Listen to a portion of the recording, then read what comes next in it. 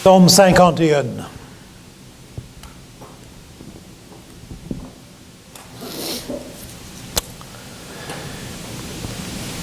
J'avais 12-13 ans, je ne sais pas, quand mon papa a déménagé à Sorel, et j'avais passé ma jeunesse surtout Nouvelle-Écosse, Nouveau-Brunswick un petit peu, et je dois te dire que je suppose que je connaissais une ou deux personnes de foi catholique, mais je ne m'en souviens pas bien. Et que dans la Nouvelle-Écosse, à Halifax, il n'y avait pas beaucoup de catholiques. Et me voilà arrivé à Sorel. Mon père a été transféré à Sorel pour surveiller la construction de bateaux en Marine Industries. Puis, au niveau que j'étais rendu, il n'y avait pas d'école anglaise. Alors, on m'a envoyé dans un collège enseigné par les frères de l'instruction chrétienne. Ça s'appelait... Comment ça s'appelait cette école-là? Collège Sacré-Cœur, quelque chose comme ça. Et j'étais enseigné par des frères, les meilleurs professeurs que j'ai jamais eu de ma vie, ces frères-là, des bons frères. Et j'ai été exposé, moi, petit protestant que j'étais, petit anglophone que j'étais, qui ne parlait pas français, j'ai été exposé en même temps au français et à la religion catholique. Et il y a des choses que j'ai trouvées étranges, mais la confession. Une fois par mois, il y avait la messe pour tous les élèves. On était 1400 garçons, 1400 garçons, pas de filles. Et tous les garçons devraient aller à la confession avant d'aller communier. Et j'étais le seul qui n'allait pas me confesser. Puis je demandais aux garçons, c'est quoi une confession? Je ne comprenais pas ça, moi, confession. Puis il y a des garçons qui disaient, moi je ne dirai jamais ce que j'ai fait, ils vont me tuer. Puis des garçons qui ont inventé des choses. C'était intéressant pour moi. Mais une expression que j'ai apprise en latin, j'avais déjà étudié le latin à cette époque-là, c'était mea culpa, mea maxima culpa. Est-ce qu'il y a quelqu'un ici qui sait qu'est-ce que ça veut dire? Par ma faute, très grande. C'est ça. En bon latin, c'était ça. Par ma faute, par ma très grande faute. Maintenant, on sait que la confession a été abusée dans l'Église catholique. Toutes sortes d'abus. Mais des fois, on est réactionnaire, puis on rejette quelque chose, puis on fait un peu, on jette le bébé avec l'eau du bain. Et je crois que la confession du péché n'a pas sa place dans nos églises évangéliques qu'elle devrait avoir. Je sais très bien que dans les églises réformées, par exemple, évangéliques, et dans les églises anglicaines, qui sont évangéliques en partie, il y a une partie de la liturgie, qui sont plus formelles que nous un petit peu, où toute l'Église ensemble confesse le péché devant Dieu. C'est partie du culte, ça, là. Hein? Tu te souviens de ça de Bill, hein? Et, en tout cas, peut-être que nous autres, on est allés à l'autre extrême. Confession du péché. Nous allons lire le psaume 51. Au chef des chantres, psaume de David. Lorsque Nathan le prophète vint à lui, après que David fut allé vers Bathsheba. Ô Dieu, aie pitié de moi dans ta bonté. Selon ta grande miséricorde, efface mes transgressions. Lave-moi complètement de mon iniquité et purifie-moi de mon péché. Car je reconnais mes transgressions et mon péché est constamment devant moi. J'ai péché contre toi seul, et j'ai fait ce qui est mal à tes yeux, en sorte que tu seras juste dans ta sentence, sans reproche dans ton jugement. Voici, je suis né dans l'iniquité, et ma mère m'a conçu dans le péché. Mais tu veux que la vérité soit au fond du cœur. Veuille donc pénétrer la sagesse au-dedans de moi. Purifie-moi de l'hysope, et je serai pur. Lave-moi, et je serai plus blanc que la neige. Annonce-moi l'allégresse et la joie, et les eaux que tu as brisées se réjouiront. Détourne ton regard de mes péchés, efface toutes mes iniquités. Ô Dieu, crée en moi un cœur pur, renouvelle en moi un esprit bien disposé. Ne me rejette pas loin de ta face, ne me retire pas ton Esprit Saint. Rends-moi la joie de ton salut, et qu'un esprit de bonne volonté me soutienne. J'enseignerai tes voies à ceux qui les transgressent, et les pécheurs reviendront à toi. Ô Dieu, Dieu de mon salut, délivre-moi du sang versé, et ma langue célébrera ta miséricorde. Seigneur, ouvre mes lèvres, et ma bouche publiera ta louange. Si tu avais voulu des sacrifices, je t'en aurais offert, mais tu ne prends point plaisir aux holocaustes.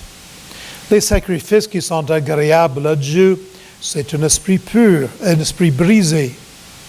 Ô Dieu, tu ne dédaignes pas un cœur brisé et contrit.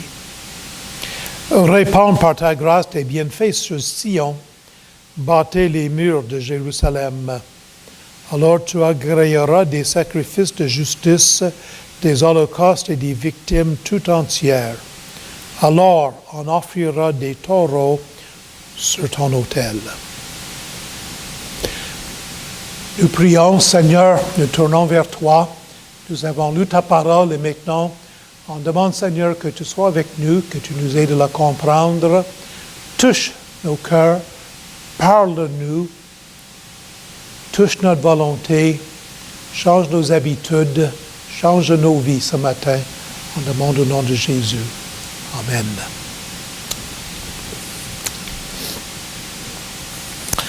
On peut diviser le psaume en plusieurs parties. Dans les deux premiers versets, nous avons l'introduction.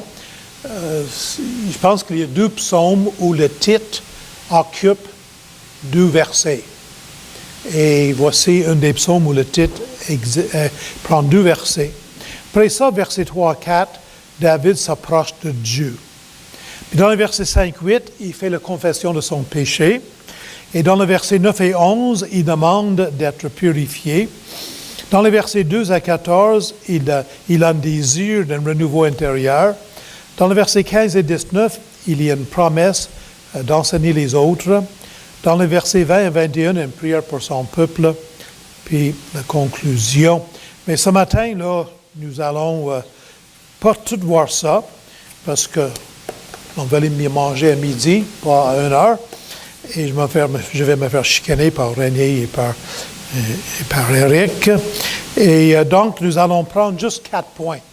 J'enseigne l'homilétique, puis je dis aux étudiants, pas plus que 4 points. Alors, l'introduction et la conclusion, ça ne compte pas, mais nous allons prendre juste l'approche vers Dieu, versets 3 et 4, confession du péché, versets 5 et 8, et demande pour la purifier, versets 9 et 11, le désir d'un renouveau intérieur, versets 2 à 14, et la conclusion. Commencez par l'introduction, puis brièvement, j'aimerais vous dire que la confession du péché faisait une partie très importante de ce que les Juifs faisaient dans leur service. Vous allez voir que souvent les Juifs étaient invités d'amener un sacrifice au temple, puis lorsqu'ils amenaient le sacrifice au temple, il fallait qu'ils confessent le péché. Ça faisait partie de leur culte. Et dans le titre ici, il y a quelque chose qui est caché un peu dans le français ou dans l'anglais, mais qu'on voit très bien dans l'hébreu, c'est qu'il y a une structure parallèle. En effet, on dit que Nathan est allé vers David parce que David est allé vers Bathsheba. Et comme je dis, si ce n'est pas clair en français, dans l'hébreu c'est très clair, les mêmes verbes, mêmes conjugaisons sont utilisés pour les deux phrases. Puis on voit là, tout au début, les questions de conséquences. C'est drôle aujourd'hui dans la société, surtout dans notre société québécoise, de rire du péché. Hein, c'est drôle. Je ne sais pas s'il y a des personnes ici qui étaient au mariage, voilà, 4-5 ans, mariage que j'ai célébré, et l'épouse, qui était quand même une chrétienne sérieuse, engagée, avait fait appel au service d'un animateur professionnel. Puis l'animateur professionnel, au début de la réception de mariage, lors du repas et tout ça là, il a dit, tous ceux qui sont mariés depuis 1 an ou plus, levez-vous. Tout le monde applaudit. Tous ceux qui sont mariés depuis 2 ans, 5 ans, 20 ans, 40 ans, tous ceux qui vivent dans le péché, levez-vous, on va vous applaudir aussi. Ah! L'épouse n'était pas contente. Moi non plus. Mais c'était pour tout le monde drôle. Tous ceux qui vivent dans le péché, on rit de cela. Une des leçons dans le psaume ici, c'est qu'il y a conséquences au péché. Ça, ne l'oublie pas. Toujours des conséquences au péché. Maintenant, David avait péché, on se souvient du contexte ici. David avait commis l'adultère avec Bathsheba. Il avait proféré des mensonges pour cacher son péché. Il avait même commis un meurtre pour cacher son péché. Et encore plus que tout cela, son devoir comme roi, c'était de protéger ses citoyennes, c'était d'être un modèle. Et surtout, Uri, qui était un soldat qui aurait donné sa vie pour son roi, il a abusé de son pouvoir pour le faire tuer. Il a manqué à son devoir de roi. Quand même grave, qu'est-ce que David avait fait.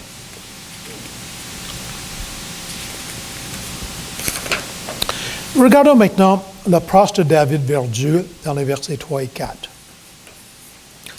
Je ne sais pas comment vous êtes fait, mais je me mets à la place de David, puis j'ai dit, OK, David, là, qui avait essayé de cacher son péché, puis ça fait quelques mois, on a l'impression que le bébé est presque né, donc ça fait presque 9 mois, peut-être 8 mois. Puis, David a caché son péché, puis là, il décide, OK, je vais aller confesser mon péché devant Dieu. Comment qu'il s'approche de Dieu? Mais à sa place, j'aurais dit, si Dieu, je suis quand même un bon gars. Dieu, tu te souviens que quand je gardais les brebis de mon père, quand j'étais petit jeune berger, j'avais 10 ans, 12 ans, je gardais les brebis. Et quand l'ours est arrivé, puis quand le lion est arrivé, là, je ne me suis pas sauvé. Seigneur, j'ai pris ma fronde, puis j'ai pris mon bâton, puis j'étais brave, puis j'ai risqué ma vie pour sauver les brebis de mon papa, pour être fidèle à mon service, puis j'ai chassé un lion, puis j'ai chassé un ours. Puis Seigneur, souviens-toi, Seigneur, je suis un bon gars, parce que quand toute l'armée d'Israël avait peur de Goliath, il permettait à Goliath de faire peur à tout le monde, puis de blasphémer ton nom, puis même le grand roi Saül avait peur de Goliath. Moi, je l'ai affronté, puis je l'ai tué avec une pierre, puis j'ai coupé la tête. Puis tu sais, c'est moi qui ai délivré ton peuple des Philistins, puis j'étais un bon roi, puis je n'ai pas tué Saül quand j'ai eu l'occasion, j'étais patient. Puis là, j'ai fait un péché, mais pas dans mes habitudes, puis je suis quand même un bon gars. Comment il s'approche de Dieu? D'abord, il ne parle pas de lui-même. Il ne parle pas de lui-même. C'est Reuben Torrey qui raconte l'histoire de lorsqu'il était en Australie, qu'il a rencontré un pasteur d'une église important. Puis le pasteur a dit, je ne comprends pas. Je demande des choses à Dieu, puis Dieu ne répond pas. Je dis à Dieu, j'aurais pu être chimiste. J'étais bien avancé dans mes études universitaires, puis quand tu m'as appelé pour ton service, j'ai arrêté tout ça, puis j'ai étudié pour être pasteur. Puis après ça, Dieu, j'ai servi dans des petites églises à petite salaire, puis j'ai jamais été un scandale, puis j'étais un bon serviteur. Puis là, Seigneur, je demande ces choses-là. Puis Reuben Torrey a dit ceci, quand cet homme-là s'approche de Dieu, il ne demande pas des choses au nom de Jésus, il demande des choses dans son propre nom. Hein? Dans son propre nom. David s'approche de Dieu, puis il fait appel plutôt à Dieu. Puis il fait appel à la miséricorde de Dieu.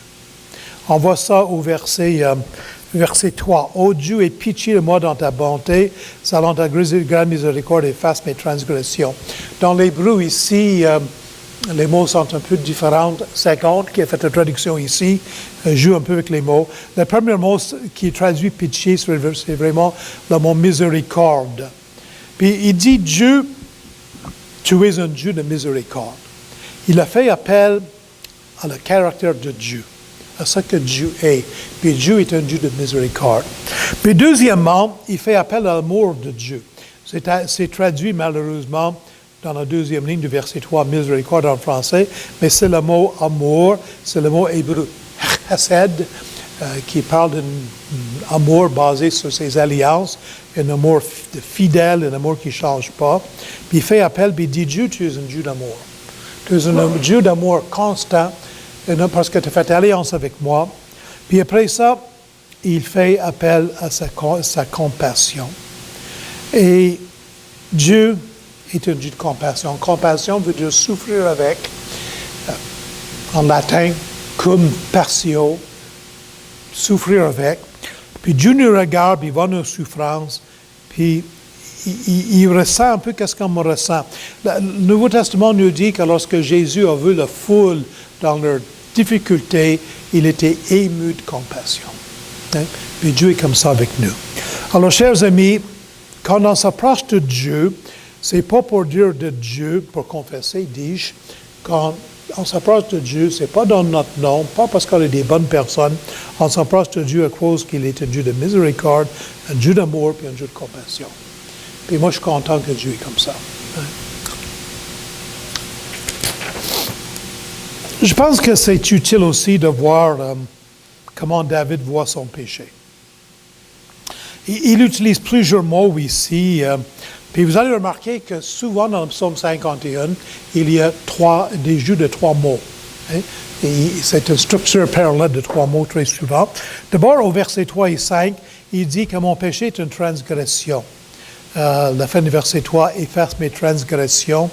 Au verset 5, je reconnais mes transgressions. Puis le mot transgresser veut dire dépasser les limites. Dieu avait mis des limites. David, la sexualité, c'est pour l'intérieur du mariage, une femme et un homme.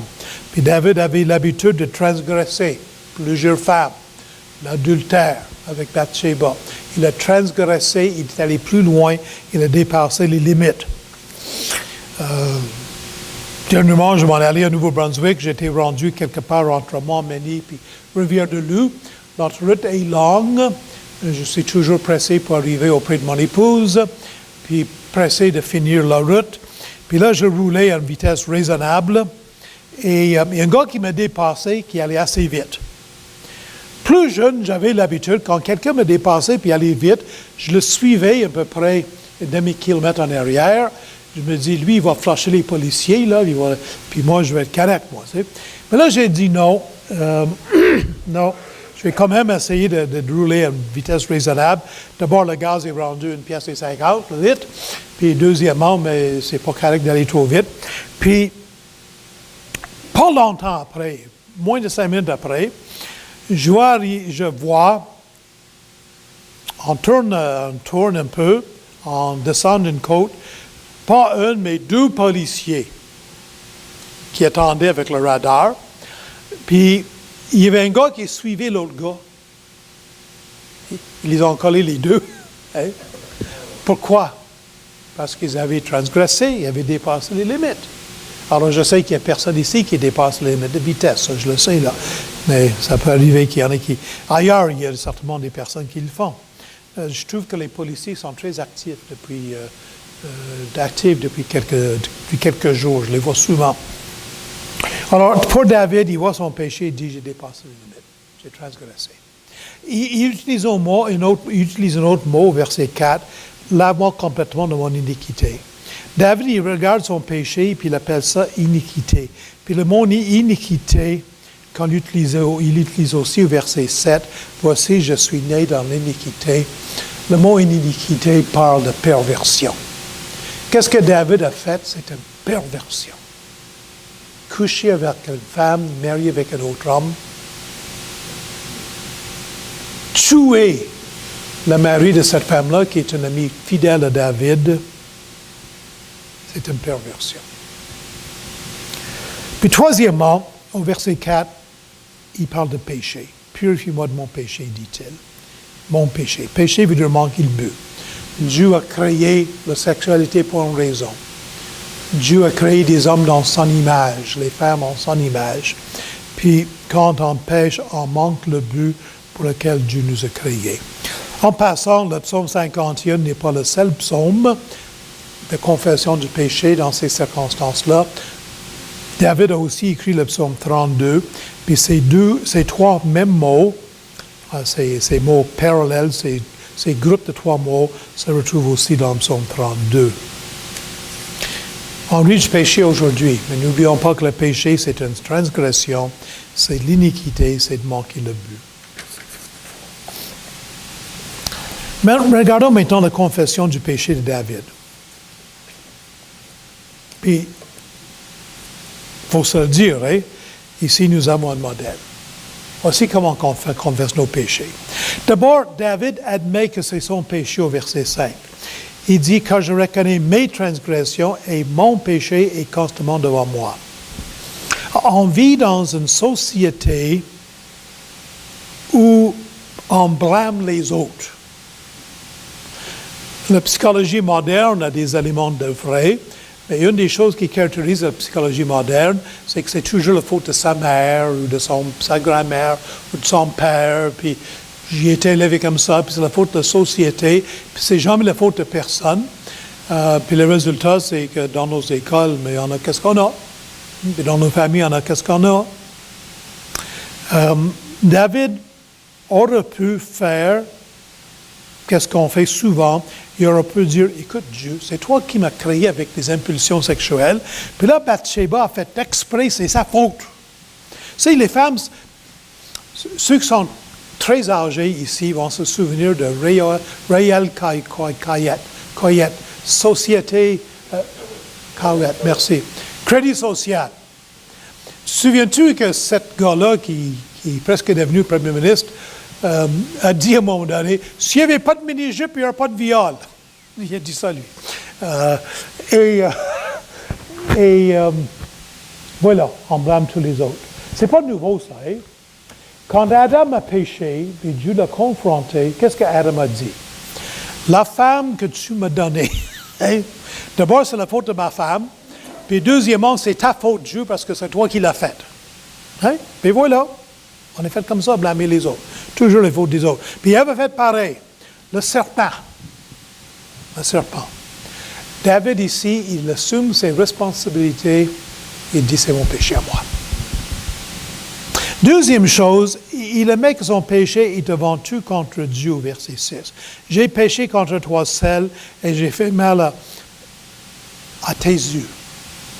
Puis encore une fois, on doit réaliser que notre péché, ah oui, David avait péché contre Bathsheba, il a péché contre Uri, il a péché contre ses femmes, il a péché contre ses enfants, il a péché contre tout Israël, mais avant tout cela, le péché est une insulte à Dieu. Puis David l'a reconnu cela. Puis si on réalisait que notre péché, quand on est pris dans les habitudes de péché, que notre péché insulte Dieu, puis c'est contre Dieu qu'on pêche, à cause qu'il est Dieu, il est souverain, c'est contre son autorité qu'on se rebelle, ça nous fait regarder le péché de notre regard. Au verset 6, il admet qu'il mérite d'être jugé, parce qu'il dit, en sorte Dieu que tu seras juste dans ta sentence et sans reproche dans ton jugement. Je m'approche de toi, Dieu, avec mon péché, puis j'accepte ton jugement. Quand j'étais à l'école biblique à Nouveau-Brunswick, on m'envoyait en prison tous les vendredis soirs. Il y avait une prison à Woodstock, pas loin. Il fallait aller prêcher aux prisons. Et c'était une très bonne école. Les prisonniers avaient une semaine très plate. C'était une petite prison. Il n'y avait pas beaucoup de place. Il n'y avait pas de travail. Il n'y avait pas d'atelier. Ils étaient là en prison, assis, à rien faire. C'était une prison terrible. Et leur grand amusement pour la semaine, c'était les jeunes preachers, les petits garçons de l'école biblique qui venaient prêcher les vendredis soirs, puis c'était leur amusement. Puis ils claquaient des barreaux, puis ils faisaient toutes sortes de choses. Puis, après avoir prêché, ils m'en parlaient avec les prisonniers, puis j'ai rapidement compris que dans cette prison-là, il n'y avait aucune personne coupable. Ils étaient tous innocents, ils avaient tous été mal jugés, puis c'était injuste, puis ils avaient reçu des sentences injustes. Puis j'ai visité des prisons depuis ce temps-là. J'ai des membres de ma famille qui sont en prison à Vancouver, dans cette région-là. Et tous les fois que je vais à Vancouver, je vais les visiter. Puis je parle avec les prisonniers là-bas, puis ils sont tous innocents. Puis ils ne m'aimeraient pas qu'est-ce qui leur arrive. C'est ça, on est quatre faits comme ça, nous autres. David dit, je mérite d'être jugé. J'accepte la sentence. Ça, c'est un signe d'une vraie confession. Et c'est la quatrième chose qu'on peut dire ici au verset 7, parce qu'il dit, voici, je suis né dans l'iniquité, ma mère m'a conçu dans le péché, c'est que David admet que son péché jaillit de sa vraie nature. David ne dit pas, mais là, c'est une exception, c'est un concours de circonstances, je n'ai pas l'habitude, blablabla. Donc, David dit, écoute bien là, j'ai péché parce que je suis un pécheur. Un lion rougit parce que c'est un lion. Même si tu mets un manteau de cheval, de cuir de cheval sur un lion, il ne va pas dire « Né ». Il va rougir. Avec mes petits-enfants, j'ai compris qu'en français, les animaux ne disent pas le même son qu'en anglais. En anglais, on dit « cockle-doodle-doo » là, pour un poule, puis au québécois, on dit « cockerill », quelque chose comme ça. Alors, c'est ça. Bon, alors, tiens, une coque dit pas « coin, coin, coin ». Une coque dit...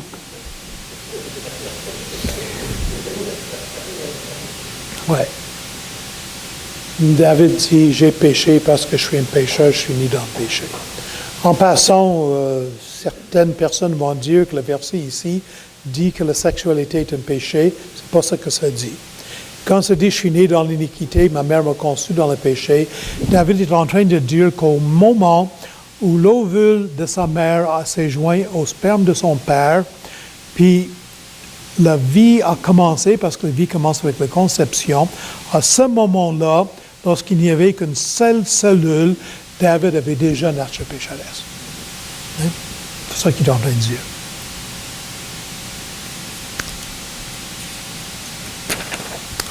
Regardons maintenant sa demande d'être purifié au verset 9 et 11. À 11. Il va dire au verset 9, « Purifie-moi avec l'hysope, et je serai pur. » C'est quoi l'hysope? Est-ce que quelqu'un peut me dire? Ah! Pas correct, ça. Tu laisses ton Bible MacArthur chez vous, là. C'est quoi l'hysope?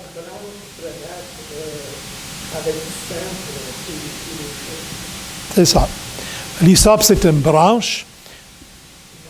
En Égypte, lorsque Dieu a décidé de tuer les premiers-nés, il a dit aux enfants d'Israël, vous prenez un brebis, un agneau, vous le tuez, vous mettez l'hysope, une branche de mauvaise herbe qui pousse un peu partout, là, puis tu trempes dans le sang, puis tu mets du sang sur le linteau. Et quand il dit « Purifie-moi avec l'hysope », l'hysope est ici un symbole du sang. Dans l'Ancien Testament, tout a été purifié par le sang. On a aspergé le sang sur l'arche de l'Alliance. Et chers amis, David est en train de dire ici, il est en train de reconnaître que le péché ne peut pas être purifié, on ne peut pas purifier par nos péchés sans l'effusion du sang. Et tout cela pointe vers le sacrifice de Jésus-Christ sur la croix. Deuxièmement, il dit au verset 9, lave-moi et je serai plus blanc que la neige. Je ne sais pas s'il y en a qui sont assez vieux pour se souvenir des planches à laver. Avez-vous ça, des planches à laver? Hein? Oui. Ma mère avait 10 enfants. Moi, je me souviens d'une époque où elle avait 3 enfants en couche. Les bébés venaient très, très souvent, très rapidement. des couches en jetables, ça n'existait pas à cette époque-là. C'était des couches en coton. Puis ma mère lavait les couches en carton, puis les vêtements de ses garçons. Puis comme garçon, on était assez actifs. Je jouais au football, moi, puis on avait des vêtements très sales. Puis ma mère lavait ça dans une espèce de bassin avec une planche à laver. Elle avait souvent les mains toutes rouges avec ça. Quand je suis allé au Congo, dans le village à l'extérieur de la mission où on était, il y avait un ruisseau qui passait, puis j'ai vu des femmes qui lavaient les vêtements de toute leur famille avec une planche à laver. Moi, je me souviens comment ma mère a acheté une laveuse pour la première fois. C'était toute une affaire. Il y avait c'était pas comme une laveuse aujourd'hui, là. David est en train de dire que si laver, là, les vêtements pour être lavés, il fallait les frotter fort. Puis David, le mot ici, laver, parle de cela. Puis après ça, il dit, efface mes péchés au verset 11. Et le mot effacer ici est utilisé pour effacer des manuscrits. Un de mes grands intérêts, j'aimerais avoir le temps d'étudier plus, j'aimerais ça retourner à l'école puis faire des études de 3 ou 4 ans dedans encore plus, c'est les manuscrits originaux de la Bible. Puis un des manuscrits qui est intéressant, c'est ce qu'on appelle des palmécettes. Nous, du papier, là, il y en a partout du papier. On va chez Bureau en gros ou chez Walmart, on achète un paquet de 500 feuilles pour 5 piastres, 8 piastres. Hein? En publication chrétienne, on achète du papier, ça coûte un demi-sou la feuille pour un papier lettre. Un demi-sou la feuille. À cette époque-là, les papiers, c'était fait de parchemin, c'était des peaux d'animal, ça coûtait cher, ou bien on prenait des paperies, on prenait des mauvaises herbes presque dans les rivières, puis on les frappait, puis on les battait, puis on les coupait, puis on les collait ensemble dans les deux directions pour faire du papier. Le papier était rare, puis cher. Et savez-vous que quand on écrivait quelque chose, puis on avait une autre chose à écrire, on effaçait les papiers, puis on écrivait de nouveau. Puis parmi les manuscrits qui existent, non, je ne veux pas avoir une chaise, c'est trop bon. Oh, excusez-moi. OK, excusez-moi. Les palmécettes, qu'est-ce que c'est? C'est que des fois, il y a des manuscrits de la Bible et on a effacé le manuscrit de la Bible, puis on a réécrit par-dessus une lettre à sa femme ou une recette ou quelque chose comme ça. De sorte que qu'est-ce qui a été effacé est beaucoup plus important de ce qu'on voit. Vous comprenez? Puis on réussit à effacer la deuxième écriture, puis restaurer la première écriture. Puis des fois, c'est un manuscrit très important de la Bible. On appelle ça une palmécette. Ça existe dans des musées, c'est très important. Excusez-moi de faire un dégât. Et David ici, il parle d'effacer, puis effacer, c'est rough, c'était du travail. Il n'y avait pas des effaces comme nous avons sur nos crayons aujourd'hui. Puis lorsqu'il dit « efface mon péché », il fait référence, il prend un vocabulaire d'écrit, effacer tout le manuscrit. David dit « efface mes péchés ».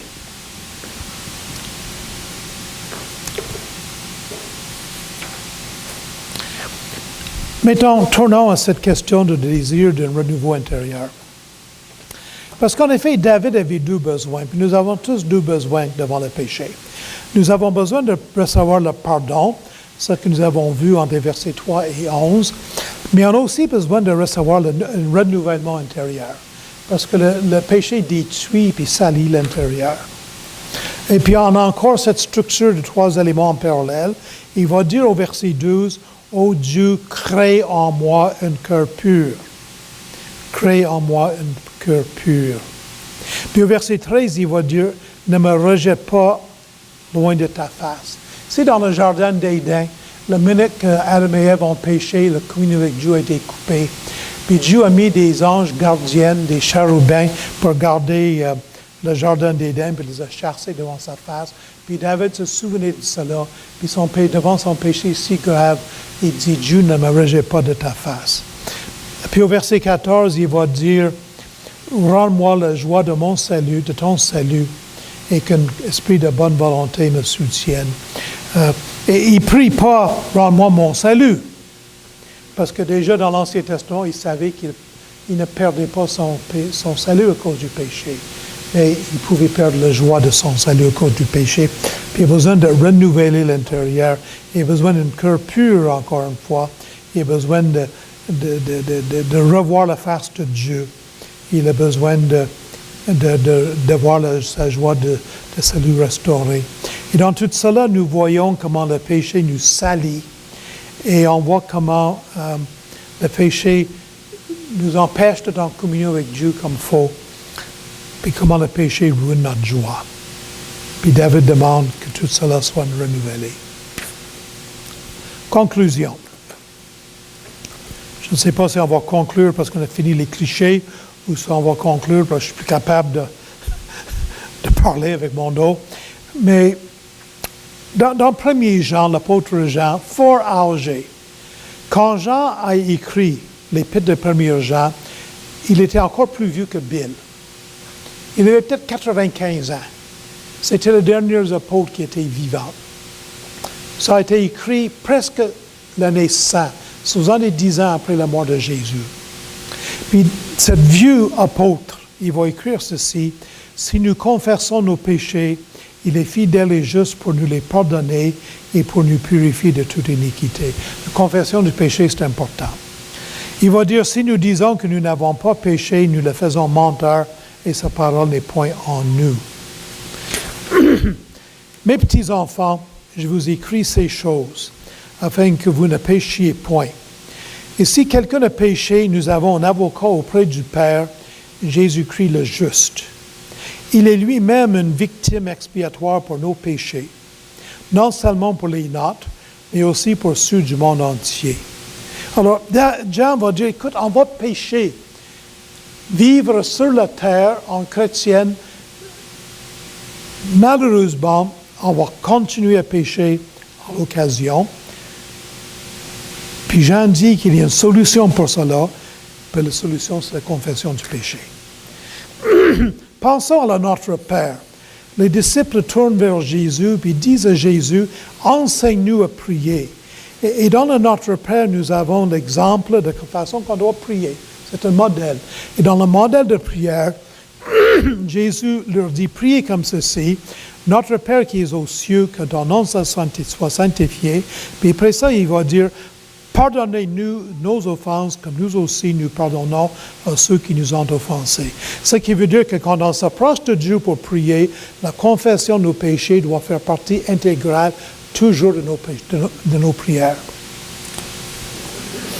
Voici quelques suggestions concernant la confession du péché. Une confession journalière. Je suis formé pour être comptable. Puis, j'oublie beaucoup de choses, mais il y a une couple de choses dont je me souviens. C'est qu'un comptable a 2 sortes de livres. Il a un journal, puis dans le journal, il écrit tous les jours, toutes les transactions du jour. Puis un comptable a aussi un grand livre. Puis dans le grand livre, il écrit 1 fois par mois. Mais la confession du péché, ce n'est pas 1 fois par mois, c'est journalière. Puis on doit apprendre à confesser nos péchés à tous les jours. Parce que si vous êtes comme moi, il y a des péchés à confesser tous les jours. Vous n'êtes peut-être pas comme ça, vous, mais moi je suis comme ça. Deuxièmement, confession matin et soir.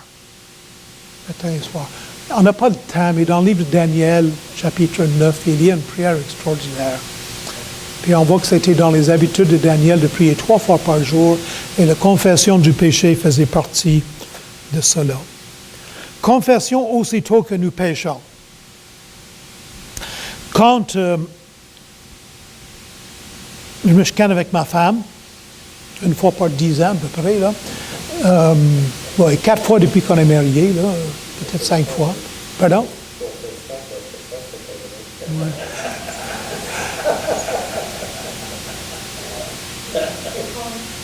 D'habitude, ça prend quelques heures avant qu'on se réconcilie. Dans un bon mariage, ça se fait tout de suite, hein, mais bon.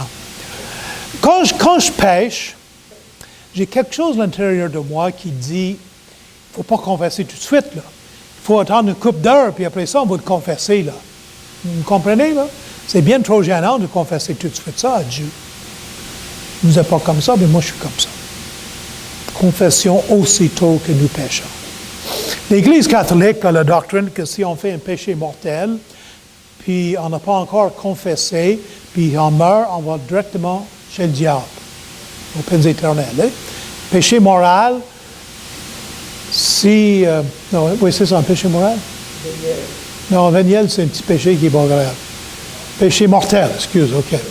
Péché mortel, si on meurt, avant de l'avoir confessé, on va directement chez le diable, même pas dans le purgatoire, aux peines éternelles, pas d'espoir pour nous.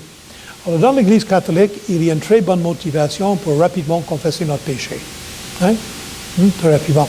D'ailleurs, dans l'Église catholique, le suicide est un péché sans pardon, parce que quelqu'un qui s'est suicidé n'a pas le temps de confesser son péché mortel, donc il va chez le diable sans espoir. C'est pour ça que même on refuse d'enterrer les suicides dans un cimetière consacré. Dans le temps, c'était comme ça. Et confession sans blâmer les autres pour nos péchés. Confession sans blâmer les autres pour nos péchés. Confession qui comprend un examen du cœur. Ah, Seigneur, pardonne mes péchés d'aujourd'hui. Ben, pas ça, confession du péché. Le diable, excusez, David ici, il nous a donné l'exemple de ce que c'est vraiment confesser notre péché. Confession qui prend le temps pour réaliser la gravité de notre péché. Le péché est grave, qu'on prend le temps de le réaliser. Confession qui implique la recherche de purification. Chers amis, la différence entre une vie chrétienne normale, une vie chrétienne victorieuse, et une vie chrétienne médiocre, ce n'est pas le nombre de péchés qu'on va faire comme chrétien. La différence, c'est d'apprendre et de pratiquer la confession du péché. Nous allons prier. Seigneur, nous tournons vers toi et nous confessons que non seulement que nous péchons, mais nous sommes négligents pour confesser nos péchés. Et pourtant, tu as pourvu pour nous un souverain sacrificateur qui intercède pour nous, Jésus, un avocat auprès du Père, pour qu'on puisse confesser nos péchés. Seigneur, fais de nous des personnes, des chrétiennes qui examinent régulièrement nos vies et qui confessons régulièrement notre péché. Qui cherchons, Seigneur, des cœurs purifiés, des intérieurs renouvelés, une relation avec toi renouvelée à tous les jours, 2 fois par jour. Oh Seigneur, change cet aspect de notre vie. Je demande au nom de Jésus.